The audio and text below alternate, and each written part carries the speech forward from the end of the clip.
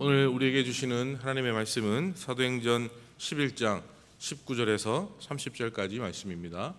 사도행전 11장 19절에서 30절까지 말씀 우리 한 목소리로 같이 읽도록 하겠습니다.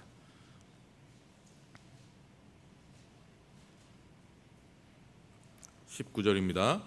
그때에 스데반의 일로 일어난 환란으로 말미암아 흩어진 자들이 베니게와 고르보와 안디옥까지 이르러 유대인에게 말씀을 전하는데 그 중에 구브로와 고레네 몇 사람이 안디옥에 이르러 헬라인에게도 말하여 주 예수를 전파하니 주의 손이 그들과 함께 하심에 수많은 사람들이 믿고 주께 돌아오더라. 예루살렘 교회가 이 사람들의 소문을 듣고 바나바를 안디옥까지 보내니 그가 이르러 하나님의 은혜를 보고 기뻐하여 모든 사람에게 굳건한 마음으로 주와 함께 머물러 있으라 권하니 바나바는 착한 사람이요 성령과 믿음이 충만한 사람이라. 이에 큰 무리가 주께 더하여지더라. 바나바가 사울을 찾으러 다소에 가서 만나매 안디옥에 데리고 와서 둘이 교회에 1년간 모여 있어 큰 무리를 가르쳤고 제자들이 안디옥에서 비로소 그리스도인이라 일컬음을 받게 되었더라. 그때 선지자들이 예루살렘의 안디옥에 이르니 그 중에 아가보라 하는 한 사람이 일어나 성령으로 말하되 천하에 큰 흉년이 들리라 하더니 글라우디오 때에 그렇게 되니라. 제자들이 각각 그 힘대로 유대에 사는 형제들에게 부조를 보내기로 작정하고 이를 실행하여 바나바와 사울의 손으로 장로들에게 보내니라. 아멘. 계속해서 사도행전을 보고 있는데 이 사도행전은 전체적으로 이 그리스도의 복음이 모든 민족에게 그리고 땅끝을 향해 나아가는 과정을 그리고 있습니다. 그런 과정에서 지난 시간에는 베드로를 통해 이 고넬료의 집에서 이방인에게 말씀이 전해지고 성령의 역사가 일어나는 것을 나누었습니다. 그런데 그러한 때에 베드로를 통해서만이 아니라 다른 한편에서도 이방인을 향한 복음 전파가 진행되고 있었습니다. 오늘 본문이 바로 그 내용을 말하고 있는 것이죠. 이 수리아의 안디옥이라는 곳에 그리스도의 복음이 전파되고 이 최초의 이방 교회로 인정되고 있는 이 안디옥 교회의 형성 과정을 증거하고 있습니다. 이 안디옥 교회는 이방 지역에 있는 유대인의 교회가 아닙니다. 이 교회는 성도 대부분이 비유대인 이방인의 교회였습니다. 그렇기 때문에 이 교회사에서 중요한 부분을 차지하고 있는 것이죠.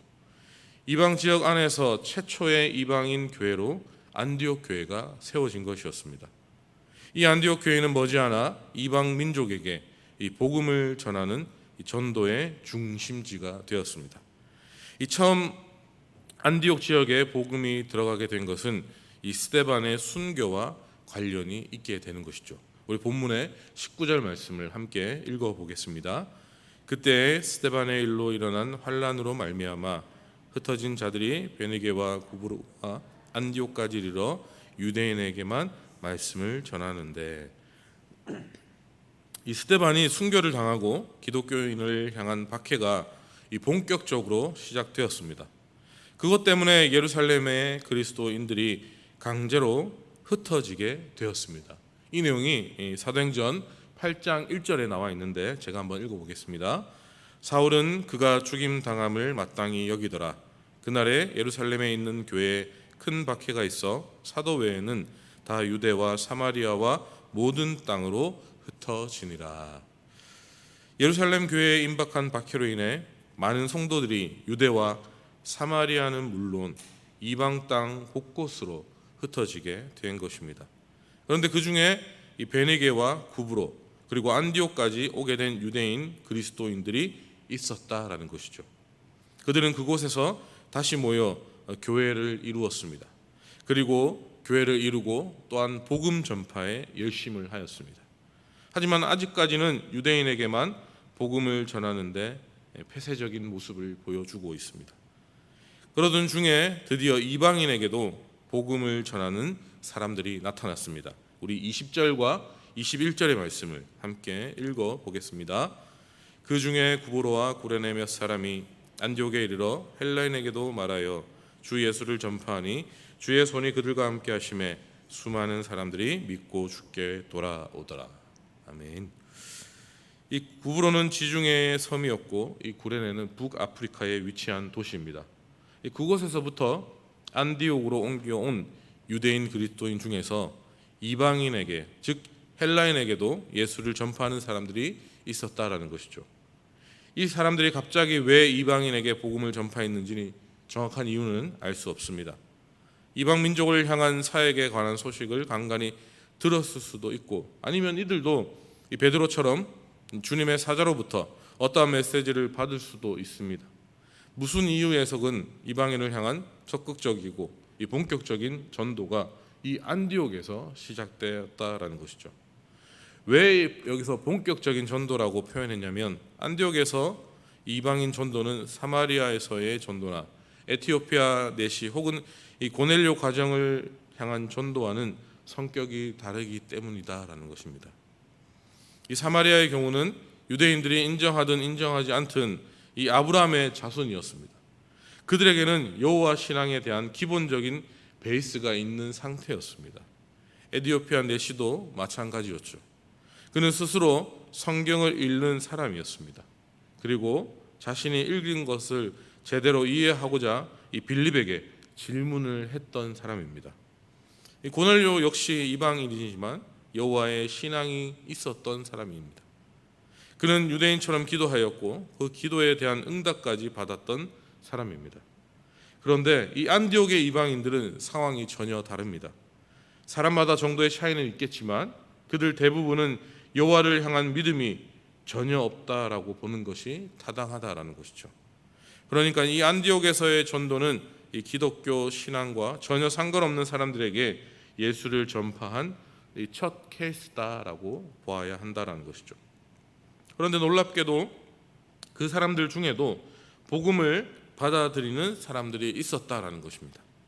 하나님도 모르고 예수님도 전혀 몰랐던 사람들이 다른 나라 사람들이 전하는 이 그리스도에 관한 복음을 듣고 또 그것을 받아들이고 예수 그리스도를 구주로 믿는다고 고백했다라는 사실입니다. 이 사실은 기적과도 같은 일이 일어나게 된 것이죠. 이것은 주님이 일하셨다라고 생각해야만 이해가 되는 부분입니다. 주님이 그들을 만지시고 또 그들의 다친 마음을 여셨다라고 설명이 안 되는 놀라운 사건이다라는 것이죠. 그렇기에 이방 선교가 분명한 주님의 뜻임을 드러나는 역사이다라는 것이죠.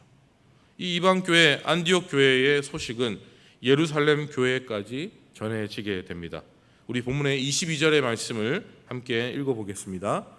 예루살렘 교회가 이 사람들의 소문을 듣고 바나바를 안디옥까지 보내니, 이 안디옥 교회의 소문을 듣고는 그곳으로 이 사람을 파견합니다. 이는 빌립이 사마리아에서 그리스도의 복음을 전하고 그곳에서 열매가 맺혀졌을 때에 예루살렘 교회에서 사람을 보내어 확인했던 것과 같은 맥락이었습니다. 그 내용이 사도행전 8장 14절과 15절에 나와 있는데, 우리 사도행전 8장 14절과 15절 말씀을 함께 읽어보겠습니다. 예루살렘에 있는 사도들이 사마리아도 하나님의 말씀을 받았다함을 듣고 베드로와 요한을 보내매 그들이 내려가서 그들을 위하여 성령 받기를 기도하니, 예루살렘 교회에서 사도들을 사마리아로 보내는 것으로 그들이 성령을 체험하고 한층 더 깊은 신앙으로 들어설 수 있게 되었습니다. 이 안디옥 교회 역시 마찬가지였습니다. 예루살렘에서 사역자를 파견하는 것으로 안디옥 교회의 신앙을 확인하고 또 그들을 더 깊은 신앙으로 인도하려고 하였다라는 것이죠. 안디옥으로 파견된 사람은 바나바였습니다. 바나바는 여러 가지 면에서 안디옥 교회의 실상을 파악하는 것에 적임자였다는 것이죠. 그는 사도들과 사람들에게 신실한 사역자로 인정받고 칭찬을 받는 사람들이었습니다. 이 위로라는 뜻의 바나바는 그 이름도 이 사도들이 새롭게 지어준 것입니다. 무엇보다 그는 구브로 출신이었습니다. 그렇기 때문에 이 구브로와 구레네에서 온 그리스도인들과 자연스러운 그 유대를 이룰 수가 있었다라는 것입니다. 바나바는 이 안디옥에 임하신 하나님의 손길을 확인하게 됩니다. 우리 본문의 23절 말씀 함께 읽어보겠습니다. 그가 이르러 하나님의 은혜를 보고 기뻐하여 모든 사람에게 굳건한 마음으로 주와 함께 머물러 있으라 권하니. 이 바나바는 안디옥에서 일어난 부흥을 하나님의 역사로 인정합니다. 그렇기에 그것을 하나님의 은혜다라고 표현하고 있는 것입니다. 그리고 그는 기쁜 마음으로 이방인의 믿음을 또 인정하였고 그들을 향해 변하지 않는 마음으로 주와 함께 할 것을 권면하고 있습니다. 이런 바나바로 인해 안디옥 교회는 더욱더 많은 아주 풍성한 열매를 맺게 됩니다. 우리 본문의 24절 말씀 함께 읽어보겠습니다.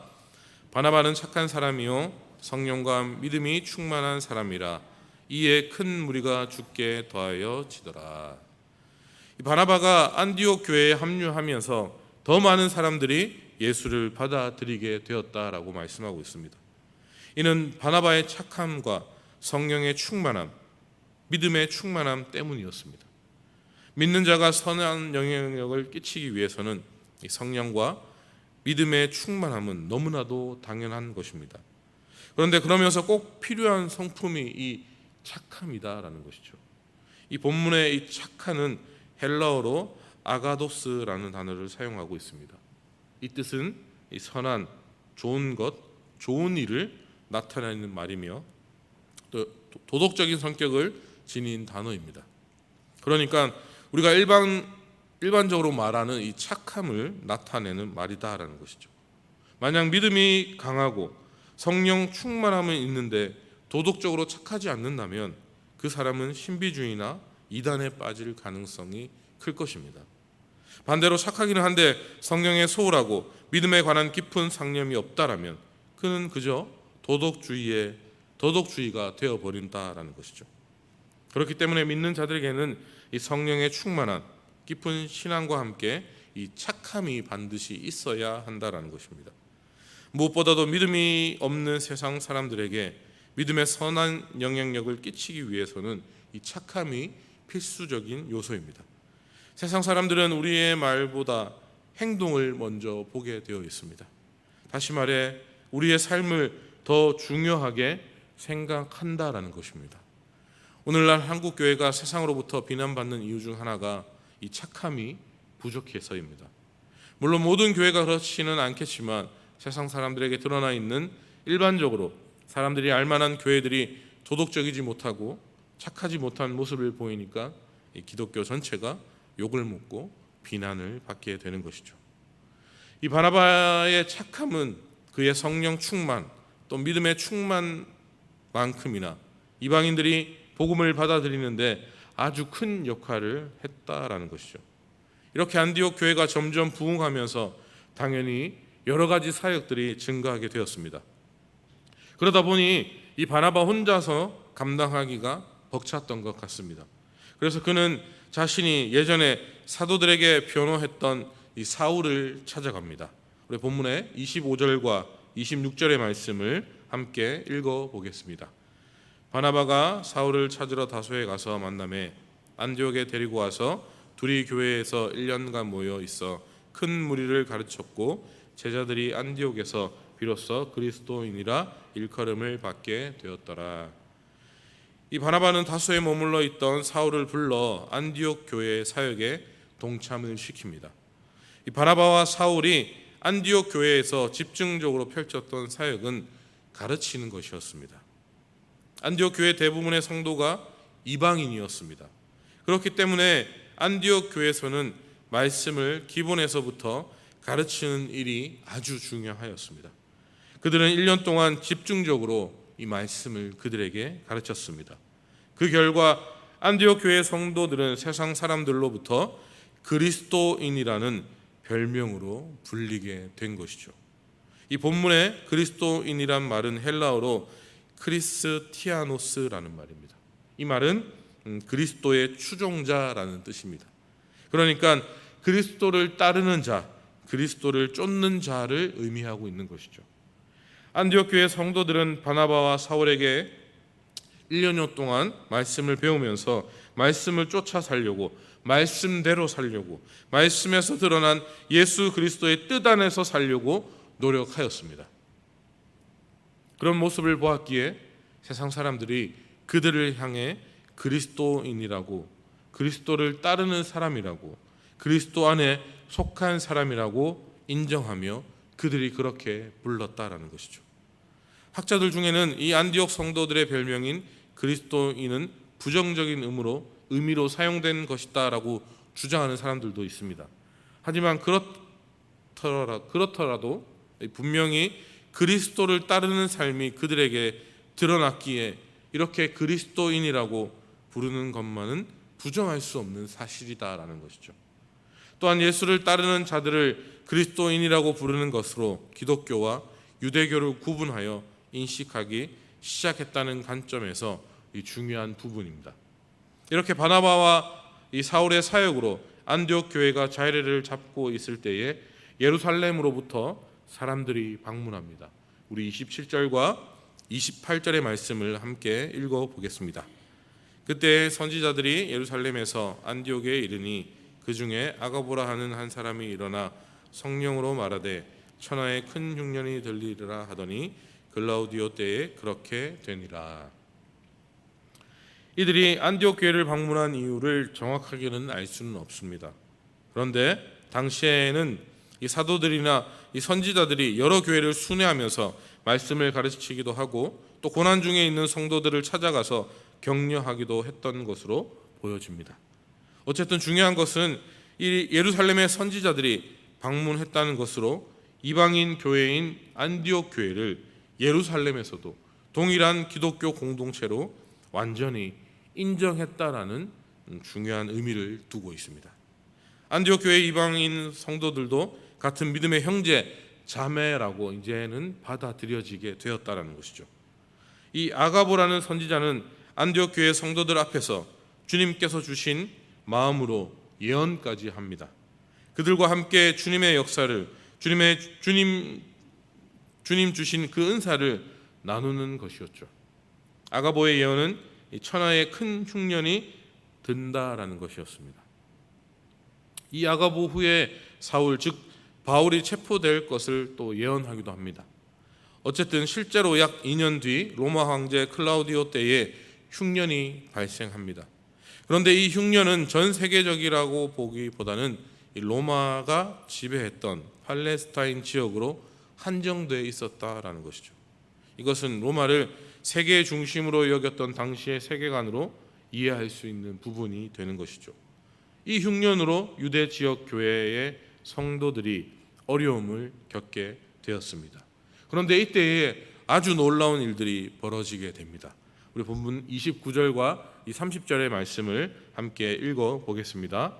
제자들이 각각 그 힘대로 유대에 사는 형제들에게 부조를 보내기로 작정하고 이를 실행하여 바나바와 사울의 손으로 장로들에게 보내니라. 이 흉년으로 힘들어하고 있는 예루살렘을 돕기 위해 이 안디옥 교회가 나서게 된 것입니다. 그리고 예루살렘 교회는 이런 안디옥 교회의 도움을 받아들이게 됩니다. 이제는 이 안디옥 교회가 누구도 부인할 수 없는 그리스도의 교회이며 같은 주를 따르는 믿음의 형제 자매인 것입니다. 무엇보다 예루살렘 교회를 돕기로 마음을 먹을 정도로 안디옥 교회 성도들은 그만큼의 믿음이 성장하였고 또 양적으로 풍성해졌다라는 사실을 알 수 있게 됩니다. 계속해서 부흥을 하였다라는 결과이다라는 것이죠. 안디옥 교회가 사랑의 마음으로 보낸 구제 헌금을 예루살렘 교회는 기쁨으로 받아들입니다. 이렇게 예루살렘 교회와 안디옥 교회는 하나가 되었습니다. 이전까지만 해도 이런 일은 상상할 수가 없는 일이었습니다. 이방 땅에서 이방인이 교회를 형성하고 그 이방인 성도들을 예루살렘 교회가 형제 자매로 인정하게 되고 결국 이방인의 교회인 안디옥 교회가 어려움에 부닥친 예루살렘 교회를 돕는, 그렇게 이방인 교회와 유대인의 교회가 믿음으로 하나가 되는 놀라운 기적이 일어나게 된 것이다라는 것이죠. 어떻게 이런 일들이 가능할 수 있었을까요? 이것은 편견을 버리고 주님 안에서 사랑하는 마음을 실천했기 때문이다라는 것입니다. 편견 없이 안디옥의 이방인들에게 예수를 전파했던 사람들, 또 전해진 예수를 겸허하게 받아들인 이방인들, 이방인 새신자를 위해 최선을 다해 말씀을 가르쳤던 사역자들, 또 늘어나는 사역을 위해 기쁜 마음으로 동참했던 동역자들, 교회의 건강한 부흥 앞에 통념을 깨고 이방인 형제 자매로 인정했던 믿음의 사람들, 이 모든 것은 이 사랑하는 마음으로 이루어지게 되었다라는 것이죠. 그리고 사랑하는 마음을 실천할 수 있도록 이끄신 하나님의 인도하심으로 안디옥 교회는 교회가 되게 된 것입니다. 우리 운하교회가 이런 안디옥 교회가 되기를 간절히 바랍니다. 우리들의 편견을 버리고 주님 안에서 사랑을 실천하여서 하나님의 인도하심에 순종하는 교회로 세워져 갈 수 있도록, 그 거룩한 일들을 잘 감당할 수 있도록 이곳에 모인 성도 한 분 한 분이 그 하나님의 사랑을 실천하여서 하나님의 교회로, 또 하나님의 사랑을 증거하는 교회로 운하교회가 우뚝 세워질 수 있도록 그 일을 감당할 수 있는 거룩한 성도들로 한 명 한 명 세워지기를 주님의 이름으로 간절히 소망하고 축복합니다. 아멘. 기도하겠습니다. 사랑과 은혜가 풍성하신